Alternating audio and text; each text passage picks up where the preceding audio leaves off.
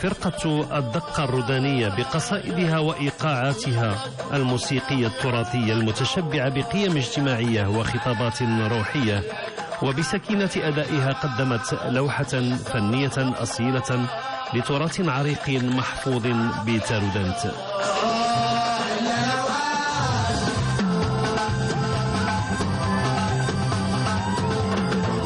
إلى جانب هذا تألقت فرقة جاكوار الإيفوارية، هي أيضا أبدعت وحملت الجمهور في سفر فني إفريقي بكل التميز والإثارة.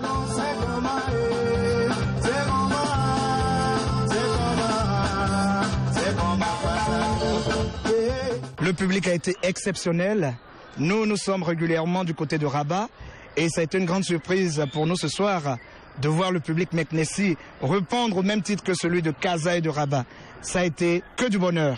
الجمهور المكناسي راه معروف بأنه مضياف وناس فنانة ودواقة ومالين الملحون ومالين العيساويت ومالين تبارك الله. مكناس راه ماشي شي حاجة سهلة، راه جمهور عريق وجمهور فنان وذواق.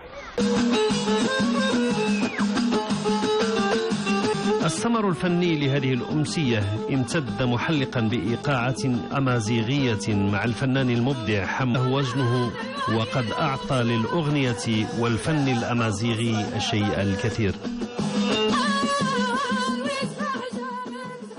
ونختم أجواء السمر الصيفي من مدينة سلا، حيث